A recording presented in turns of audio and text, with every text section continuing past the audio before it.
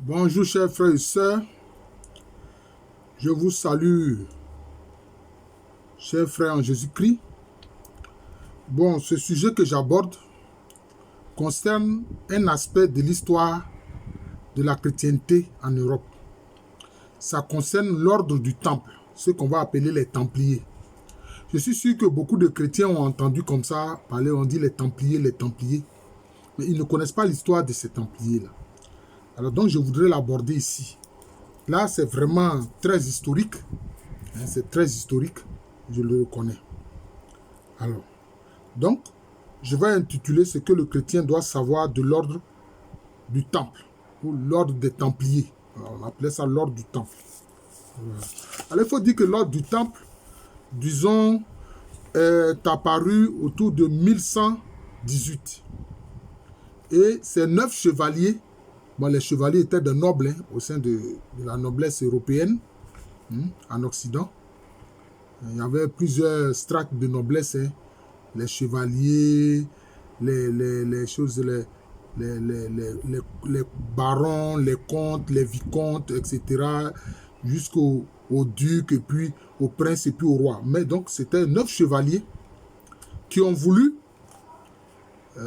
en 1118, sécuriser le pèlerinage des chrétiens d'Occident en Terre Sainte, c'est-à-dire la région de Jérusalem ou autre. C'est eux qui ont conçu ce projet-là. Bon. Et puis, donc, ils vont chercher donc à créer un ordre de moines chevaliers qui vont vivre de façon chaste, combattre notamment les musulmans avec l'épée et puis l'esprit, comme ils disent. Et puis, ils vont se donner donc un grand maître de l'ordre. Voilà. Et au début, l'ordre était pauvre. D'ailleurs, les premières représentations, les réfugiés, c'était 2 chevaliers sur un seul cheval. Voilà. Donc, c'est cela. Donc, c'est comme ça. Et petit à petit, l'ordre qui était pauvre va commencer à avoir des donations. Voilà, va commencer à avoir des donations. Il y a par exemple le comte d'Anjou, qui est un comté qui est en France. Le comte d'Anjou Fouquet va leur donner un don important. Et petit à petit, ils vont commencer à avoir comme ça des rentes. C'est comme ça que petit à petit, ils vont commencer à devenir riches. Donc, ils devaient vivre dans la chasteté et la pauvreté. Et en 1127, ils vont chercher à demander la reconnaissance de l'ordre par le pape. Voilà. Et ils vont avoir même des lettres de recommandation de Saint Bernard, de l'abbé de Clairvaux. Et puis, le 31 janvier 1128, une assemblée devant le légat du pape examine la question et le pape Honorius II va, disons, reconnaître leur ordre en leur proposant même leur tenue qui est un manteau blanc. Au début, c'était un manteau blanc. Et puis, par la suite, en 1146, le pape Eugène III va ajouter une croix rouge sur ce manteau-là. Voilà. Et depuis ce temps-là, donc il y a beaucoup de nobles en Europe de l'Ouest, donc en Europe, bon, je dis l'Europe de l'Ouest, c'est-à-dire en Occident, qui vont chercher à entrer dans l'ordre du temple. Dans l'ordre du temple. Et donc, ils auront le soutien des rois même d'Angleterre, des rois d'Aragon, de Navarre en Espagne, etc. Et puis, en 1129, le grand maître, avec 300 chevaliers, va sécuriser le voyage des pèlerins en Terre Sainte, des pèlerins chrétiens en Terre Sainte, qui étaient déjà assez occupés par les musulmans à cette époque-là, il faut l'avouer. Voilà. Et on disait que, par exemple, les Templiers, curieusement, ils avaient des relations cordiales avec la secte des assassines qui va prendre par-dessus le nom des Ismaéliens, qui sont les futurs Ismaéliens. Et puis les guerres vont commencer à enrichir l'ordre. Les guerres vont commencer à enrichir l'ordre. Et ça va commencer avec le grand maître de l'ordre du temple Bernard de Trémélé. Voilà. Alors, comme je l'ai dit, le sceau de l'ordre au début, c'était 2 chevaliers qui sont sur un cheval unique. Voilà. En 1155, c'est Bertrand de Blanquefort qui est le grand maître de l'ordre. Et les butins de guerre vont commencer à affluer. Voilà, les butins de guerre vont commencer à influer avec justement les guerres qu'ils ont commencé à faire en Terre Sainte contre les musulmans. Cela va beaucoup enrichir les chevaliers de l'ordre du Temple, qu'on va finalement appeler les Templiers. Voilà. Et en 1167, le grand maître est Philippe de Nublus, qui même était originaire de Syrie. Voilà, originaire de Syrie. Et puis donc certains Templiers de ce fait-là même vont commencer à comprendre l'arabe, parler l'arabe, etc. Et en 1162, les Templiers obtiennent une charte spéciale de l'ordre avec la bulle papale Omne Datum Optimum. Bon, par cette bulle-là, ils obtiennent notamment du pape Alexandre III de ne répondre que devant le Saint-Siège. Ils ne répondent que devant le Saint-Siège, pas devant les évêques. Donc vous voyez qu'ils deviennent très importants. Et curieusement, il va y avoir un scandale quand même qui va toucher l'ordre.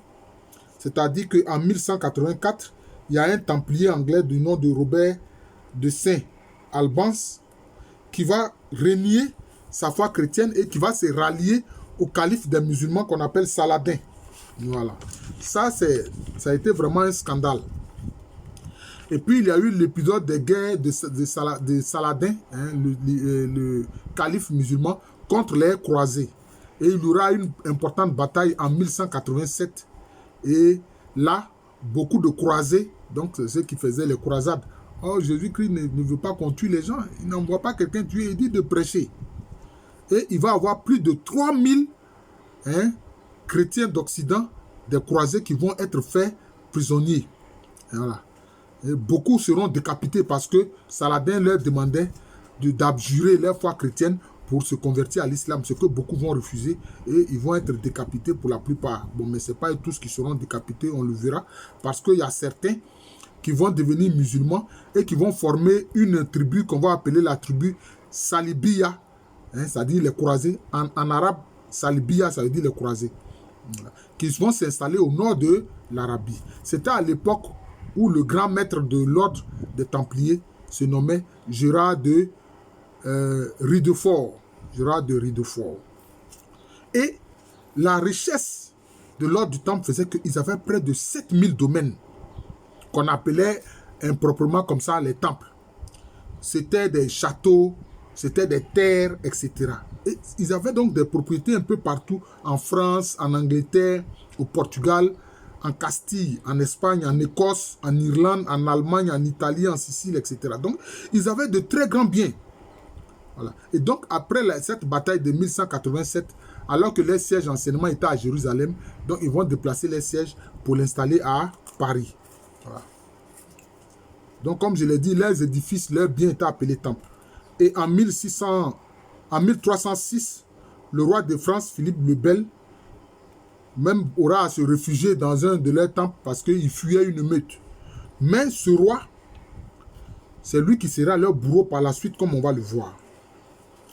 En 1208, le pape Innocent III oblige les Templiers à ouvrir leur temple aux messes dominicales à tous les autres chrétiens. Alors qu'avant, ils faisaient leur messe entre eux. Voilà, ils faisaient leur messe entre eux. Mais déjà, on va remarquer que les gens commencent à s'inquiéter de leur puissance financière.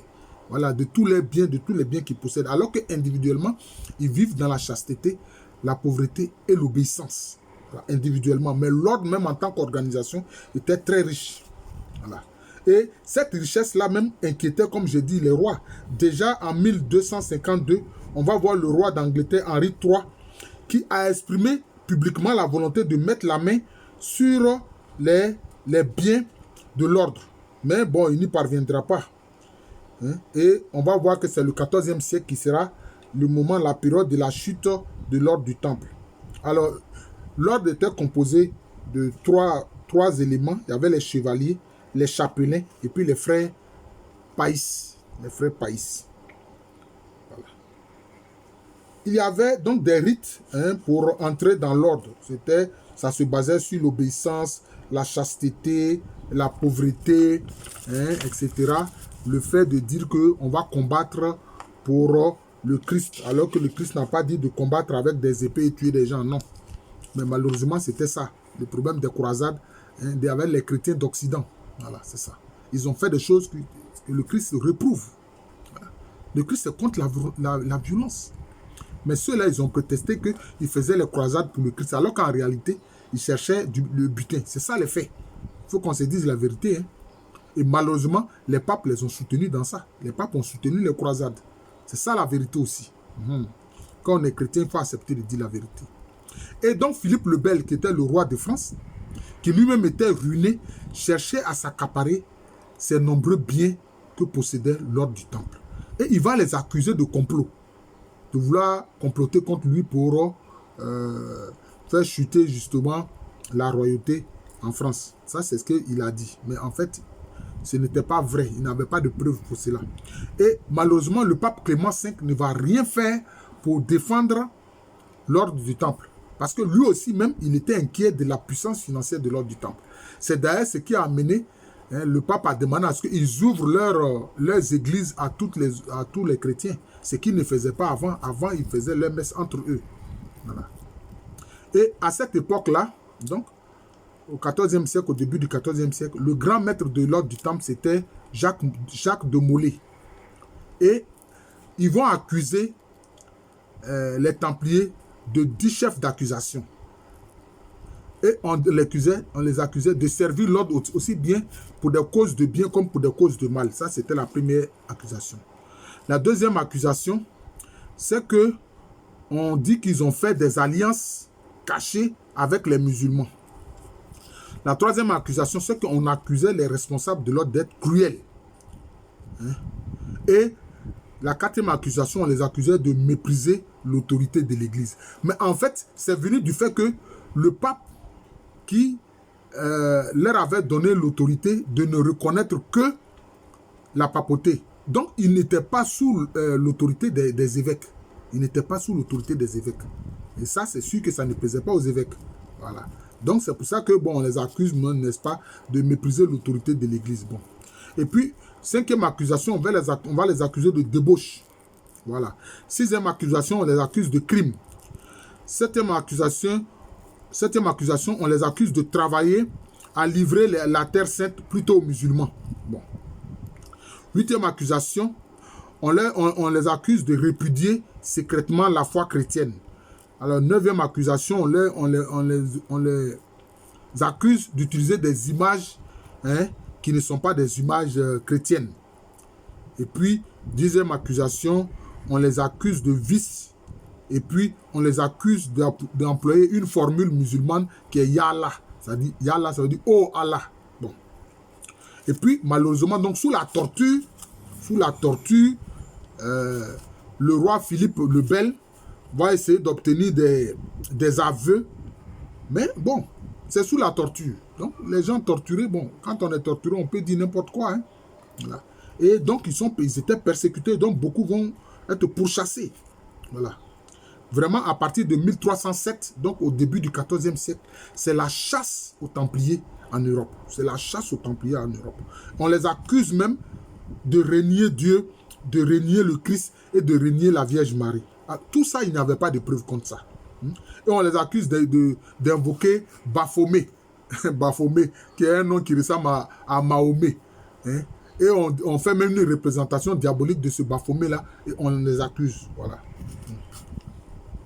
Mais c'est 4 ans après, donc en 1311, après la chasse à l'homme de 1307, le Saint-Siège va examiner la question de l'accusation contre les Templiers avec les évêques, etc. Et qu'est-ce qui va se passer? Mais Philippe le Bel va prendre les devants. Il va prendre les devants.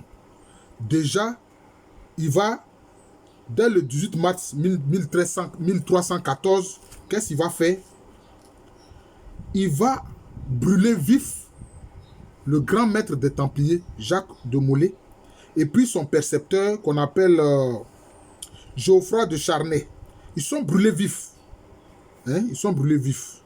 Et on va voir au moment où, bon, il y a eu aussi d'autres Templiers qui ont été aussi brûlés. Près de 37 chevaliers Templiers vont être brûlés vifs. Mais souvent, dans les flammes, certains criaient. Les corps sont au roi de France, mais les âmes sont à Dieu. Vous voyez, donc, bon. Donc, on les accuse d'être des gens qui ont renié le Christ, Dieu, etc. Bon, il n'y a pas de preuve, en fait. Et puis maintenant, comme le pape lui-même, comme je l'ai dit, il craignait la puissance des Templiers. Donc, exactement, le 22 mars 1312, le pape va prendre une bulle pour, disons, supprimer l'ordre, pour abolir l'ordre du temple. Cette bulle-là est appelée Vox Clamantis. Vox Clamantis. Voilà, donc ça a été comme ça. Et il est dit que Jacques de Molay, le grand maître de l'ordre du temple, au moment où il était sur le bûcher, il a maudit la famille royale de France. Il a maudit la famille royale de France. Ça, c'est ce qui est dit. Et curieusement, bon, on va constater que apparemment cette malédiction va fonctionner. Oui, hein, c'est ce que les gens vont constater. Et finalement, même après, comme on appelle ça, Philippe le Bel, ces rois-là de la famille des Bourbons vont être appelés les rois maudits. Ils vont être appelés les rois maudits. Hein, c'est ce qui va se passer. Jusqu'à ce que, bon, vous voyez la fin très triste, hein, où le roi Louis XVI est décapité, est guillotiné. Hein, il a été guillotiné par les révolutionnaires français qui ont brandi sa tête et puis qui versaient son sang sur la foule rassemblée. Vous voyez, tout ça a fait dire que la malédiction de Jacques de Molay, hein, le dernier grand maître du temple, a marché. Et on va voir qu'ils vont changer leur effigie. Hein, les Templiers vont changer leur effigie. Au début, leur effigie, c'était 2 chevaliers sur un cheval unique. Et puis maintenant, ce sera maintenant la représentation de la tête d'un homme qui porte une couronne d'épines. Voilà, qui porte une couronne d'épines, qui a le visage vraiment souffrant. Voilà. Donc, je vous remercie. Donc, ça, c'est, chers frères et sœurs, c'est un aspect je peux dire, de l'Église d'Occident avec l'ordre du temple, qu'on va appeler les Templiers. Mais d'aucuns disent que cet ordre-là va continuer de subsister clandestinement jusqu'aujourd'hui. Ça, c'est ce que certains disaient. Mais, bon, on sait que quand même beaucoup de Templiers ont pu s'échapper. Certains sont retournés à la vie ordinaire. Hein. Surtout en Espagne, ils ont été moins persécutés. En Espagne ou au Portugal, ils ont été moins persécutés. Donc, on dit certains ont survécu en étant en Espagne et au Portugal. Vous voyez. Bon, maintenant, en fait, on sait qu'il y a certains francs-maçons, certaines branches de la franc-maçonnerie qui prétendent se réclamer, hein, de l'ordre du temple, d'être des Templiers. Ça, c'est une autre affaire que je ne maîtrise pas parce que ça, on n'a pas la preuve. Voilà. En tout cas, même s'ils existent, ces Templiers-là, ils sont clandestins.